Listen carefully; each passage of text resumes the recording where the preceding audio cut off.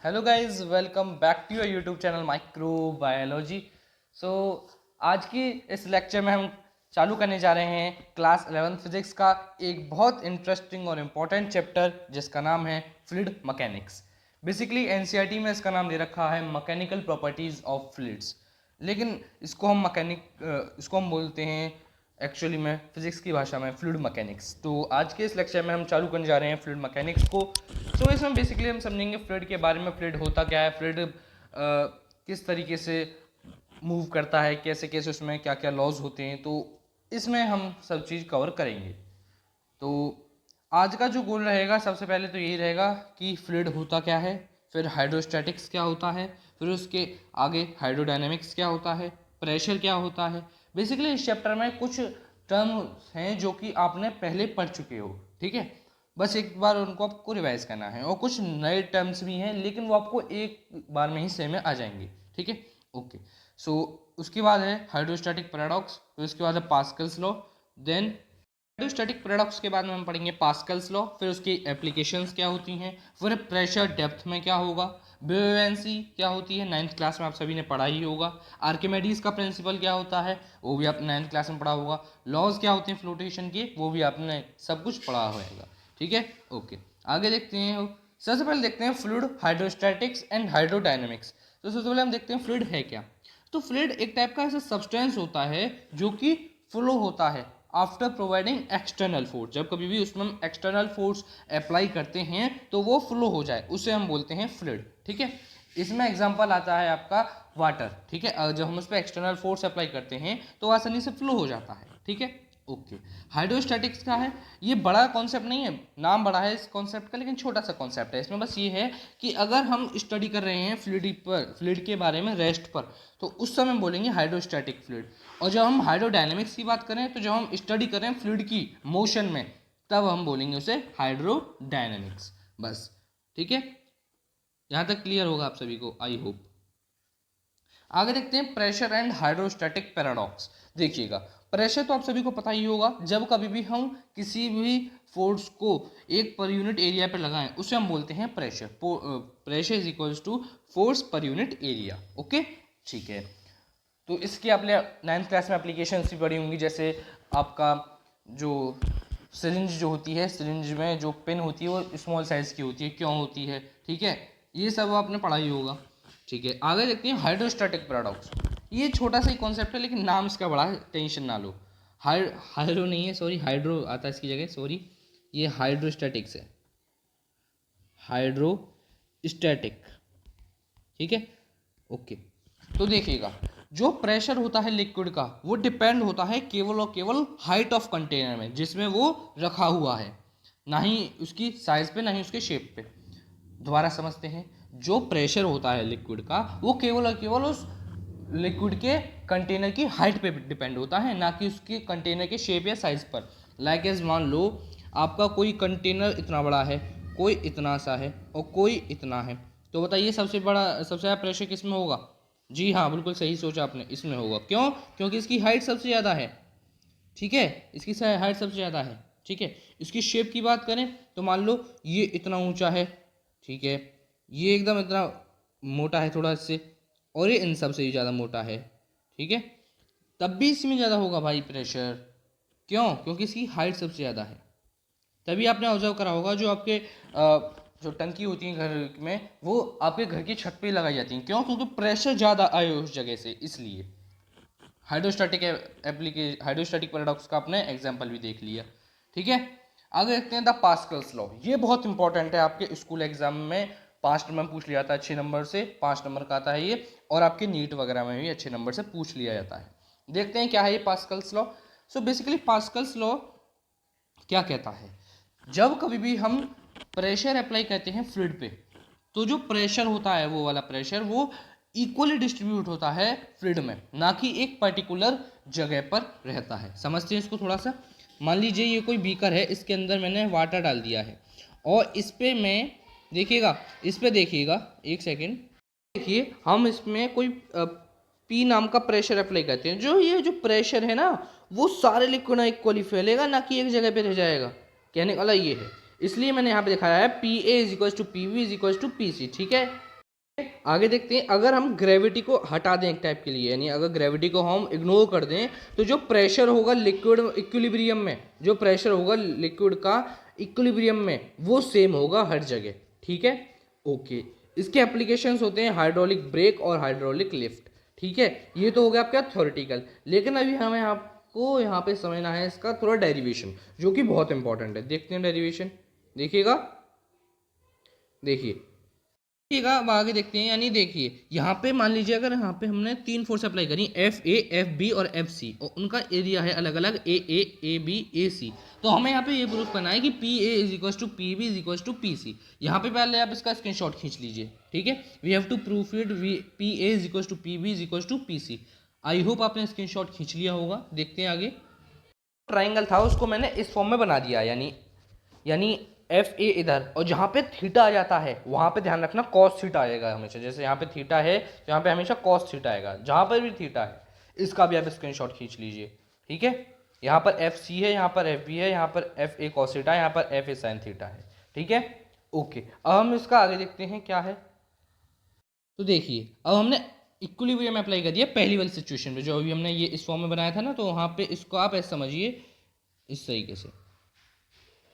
ठीक है, यहाँ पे इस वाली में तो ये इक्विलिब्रियम लगा दिया, और यहाँ तक आ गया आपका F C is equal to, आ गया F C is equal to F A cos theta, F B बराबर एफ ए साइन थीटा। ठीक है, यहाँ तक क्लियर है आप सभी को। आगे देखते हैं, स्क्रीनशॉट खींच लें।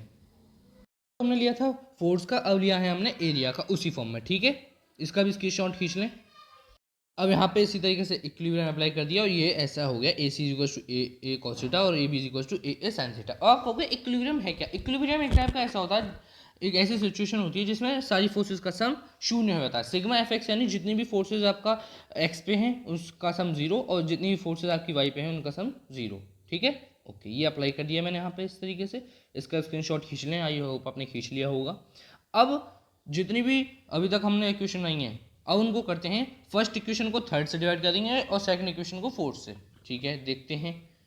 पे हमने डिवाइड कर दिया F C upon A C, F A upon A cos theta, इस तरीके से। लेकिन यहाँ पे हमें कॉस थीटा को काटना नहीं है, हालांकि काटेंगे लेकिन दिखाना नहीं है हमें काट के, ये थोड़ा अजीब सा लगता है। ठीक है, ओके। अब देखते हैं आगे। अब इसका वैल्यू क्या आएगी, F C equal to A C, F A equal to A लिख लेते हैं। ये बन चुके हैं यहाँ पे। लेकिन अब यहाँ पे हमने एक बात ऑब्जर्व करी कि यहाँ पे एफ ए और ए कॉमन है, तो इनको कंपेयर कर लेते हैं फिफ्थ और सिक्स्थ इक्वेशन को। इसको फिफ्थ मान लेते हैं और इसको सिक्स्थ, तो इनको कंपेयर कर लेते हैं, तो क्या आएगा, तरीके से हमारी डेरिवेशन हो जाती है ये कंप्लीट। ठीक है, होपफुली आपको क्लियर हो गया होगा। ठीक है ना, ठीक है, इसके शॉट खींच लीजिए। तो मैंने दिखाया है ये है आपका हाइड्रोलिक लिफ्ट का, किस तरीके से जब यहाँ से हम फोर्स अप्लाई करते हैं, तो यहाँ से फोर्स अप्लाई होते होते और यहाँ पे ए नाम का लोड है, वो पंप होके जहाँ पे जाना होता है वो चला जाता है। इस तरीके से आपका ये होता है पास्कल्स लॉ पूरा कंप्लीट। होपफुली आपने इसका स्क्रीनशॉट खींच लिया होगा। मान लीजिए कोई आपका ऑब्जेक्ट पानी के अंदर पहुंच चुका है, तो हमें उसका प्रेशर निकालना है कि उस समय उसका प्रेशर कितना होगा। तो देखने की बात है, यहाँ पे मान लीजिए यहाँ पे मैंने एक सिलेंडर ले लिया, उसका एरिया ए है, उस पर एफ वन नाम की कोई फोर्स चल रही है, और उसका जो प्रेशर है वो P1 है। ठीक है, इसी तरीके से नीचे वाले एरिया में आते हैं तो P2, A2 और F2 हो जाती हैं। जो W होता है यानी जो वेट होता है वो हमेशा डाउनवर्ड एक्ट करता है। तो जो वेरियस फोर्सेज जो हुई वो हुई F1 is equal to P1 dot A, और इसी तरीके से F2 is equal to P2 into A. यहाँ पर ए कॉमन रहेगा, एरिया ऑफ क्रॉस सेक्शन। ठीक है, ओके। अच्छा, यहाँ पर एक चीज़ और लगानी है, हाइट। ठीक है, इस कंटेनर की हाइट। आगे देखते हैं हम। पता है कि weight is equal to mass into gravity. यहाँ पर मास है तो यानी उसका डेंसिटी का फॉर्मूला होता है मास अपॉन वॉल्यूम, तो यानी मास बराबर रहेगा वॉल्यूम इंटू डेंसिटी, और वॉल्यूम होता है ए इंटू एच, जो भी मैंने दिखाई थी ना अभी आपको हाइट कंटेनर में। आपने स्क्रीनशॉट खींच लिया होगा आई होप। ठीक है, ओके। यहाँ पे हमने इक्विलिब्रियम अप्लाई कर दिया, तो सारी फोर्सेस का सम शून्य हो जाएगा। ठीक है, तो F2 minus F1 is equal to W, उनकी वैल्यूज पुट कर दी हैं। ठीक है, अब देखते हैं आगे। P2 माइनस P1 और ए कॉमन ले लिया, ए से ए क्लॉप्स कर दिया, तो जो प्रेशर आएगा डेप्थ में वो होगा P2 minus P1 is equal to height into density into gravity. ये एक्चुअल फॉर्मूला है। ठीक है, ये क्लियर होगा स्क्रीनशॉट खींच लें इसका। देखते हैं बुओयेंसी क्या है। बुओयेंसी आपने 9th क्लास में पढ़ा होगा आई होप। एक बार उसका रिवीजन कर लेते हैं। बुओयेंसी क्या है? The upward force acting on body which is immersed in fluid is called thrust और buoyant force and phenomenon is called बुओयेंसी।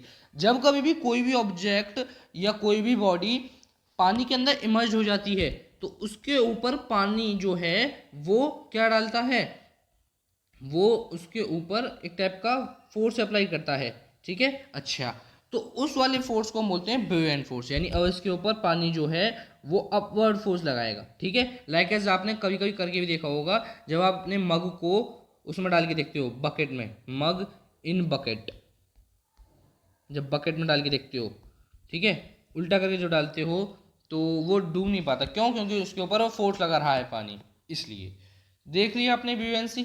आगे देखते हैं आर्किमेडीज प्रिंसिपल। ये तो आपने पढ़ा ही होगा 9th क्लास में 101%। तो आर्किमेडीज का प्रिंसिपल क्या कहता है? जब कभी भी कोई बॉडी पानी में इमर्ज हो जाती है कंप्लीटली या पार्शियली, तो वो एक्सपीरियंस करती है थ्रस्ट, हाँ अभी हमने पढ़ लिया उसमें, ठीक है, जो कि इक्वल होता है weight of body displaced by it. समझिए इसको थोड़ा सा। आर्किमेडीज का प्रिंसिपल ये कहता है कि जब कभी भी कोई भी बॉडी पानी के अंदर इमर्ज हो जाती है, पूरी है या थोड़ी बहुत, तो वो एक्सपीरियंस करती है क्या? कौन सी फोर्स? बुओयेंट फोर्स। तो वो जो पानी जो बाहर निकला, जो पानी जो बाहर निकला इस ऑब्जेक्ट की वजह से, इस सॉरी हाँ इस ऑब्जेक्ट की वजह से वो इक्वल होगा, वो इक्वल होगा उस वेट ऑफ ऑब्जेक्ट के, ठीक है। बस दोबारा एक बार लास्ट बार समझ लेते हैं। जब कभी भी कोई भी बॉडी पानी में इमर्ज हो जाती है कंप्लीटली या पार्शियली, तो वो एक्सपीरियंस करती है बुओयेंट फोर्स, जो कि इक्वल होता है weight of fluid displaced by it, यानी buoyant force is equal to weight of fluid displaced by it. किसके द्वारा? ऑब्जेक्ट के द्वारा, जी हाँ। अब हम देखते हैं लॉज ऑफ फ्लोटेशन। ये तो आपने ये भी पढ़े होंगे अपने 9th क्लास में भाई। कोई भी ऑब्जेक्ट जब पानी में तैरेगा, जब कभी पानी में डूबेगा, वो तब डूबेगा जब कभी भी वो जो वेट है उस ऑब्जेक्ट का वो ज़्यादा होगा बुओयेंट फोर्स से, जैसा आप इसमें देख सकते हो इस वाले स्ट्रक्चर में, ठीक है। कभी भी ऑब्जेक्ट पानी में फ्लोट तब करेगा जब बुओयेंट फोर्स इक्वल होगी बुओयेंट फोर्स के, जब कोई वेट जो होगा वो इक्वल होगा बुओयेंट फोर्स के। और ऑब्जेक्ट तब भी तैरेगा जब वेट जो होगा वो कम होगा, जब वेट जो होगा वो कम होगा बुओयेंट फोर्स से। तो फ्रेंड्स आज के लेक्चर में बस इतना ही। उम्मीद करता हूँ यहाँ तक आप सभी को समझ में ही आया होगा। अगर कुछ भी दिक्कत है regarding this first part, so comment and comment section. तो मिलता हूँ उसके अगले पार्ट के साथ बहुत जल्दी। तब तक के लिए बी सेफ, बी हैप्पी। अगर ये लेक्चर अच्छा लगा हो तो लाइक कर देना, चैनल को कर देना सब्सक्राइब। मिलता हूँ अगले लेक्चर में इसके, तब तक के लिए बी सेफ, बी हैप्पी।